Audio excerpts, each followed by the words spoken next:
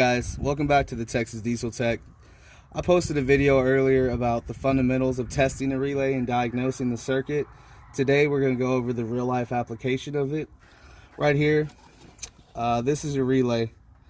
This is just an external connector, and this is the relay itself. So you can see on it, it shows you a little diagram. Basically the same thing I drew the other day. So 85, 86, those are the pins that go to your coil, and then pin 30 and 87, those are your contacts that switch over from normally closed to, or normally open to a closed circuit. So every one of your relays usually has a diagram like this on it. If you want to identify the pins for testing, what you can do is disconnect it.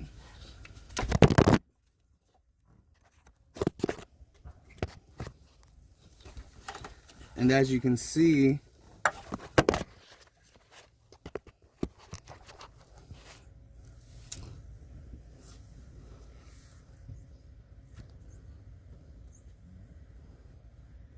you can see on the bottom there showing the pins, pin 30, 86, 85, and 87.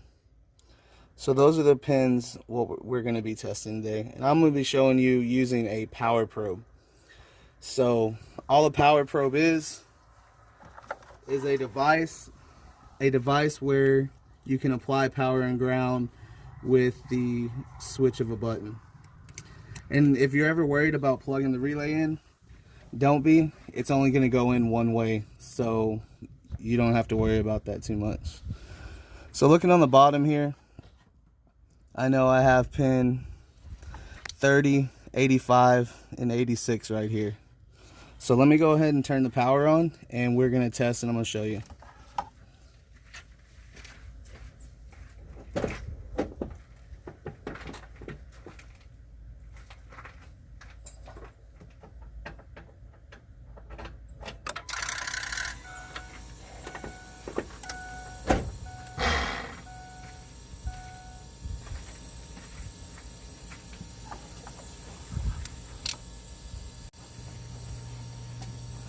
Okay, so you can test two different ways, with the relay in or with the relay out.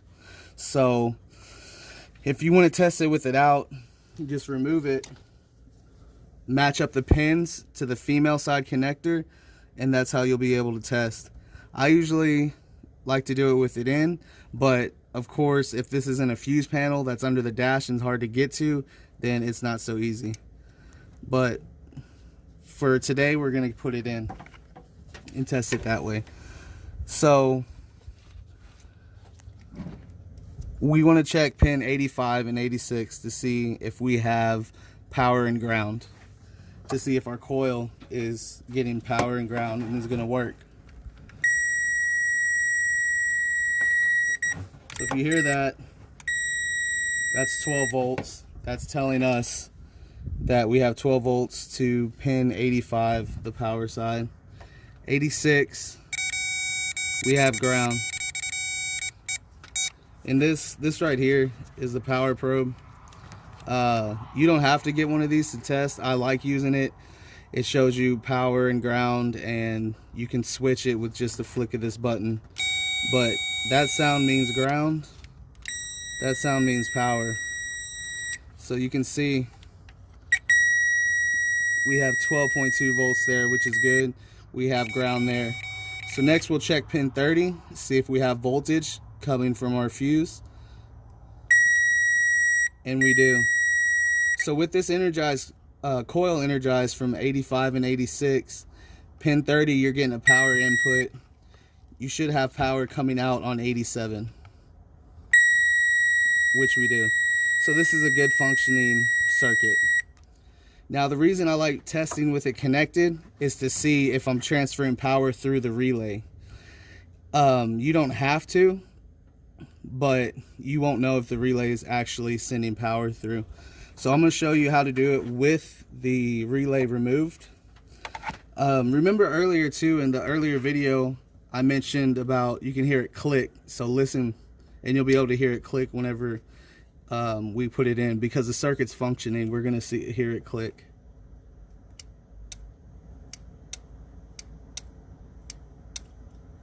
So that click is the relay, the contact moving over inside there. So let's remove it and test it that way so y'all can get a better idea. So again,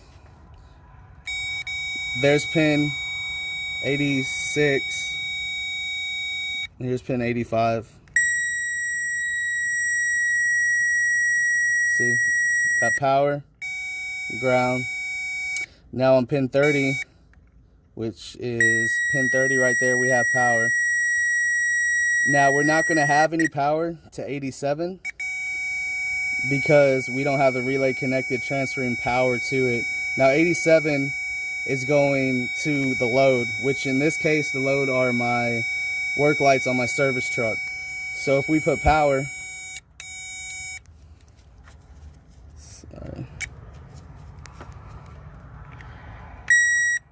sorry, if we put power, the work lights will turn on. So that's a simple way to test a circuit, quick, fast, and easy. And if you don't have a power probe, what you can also do is just take a wire and put it straight to the battery, ground or positive.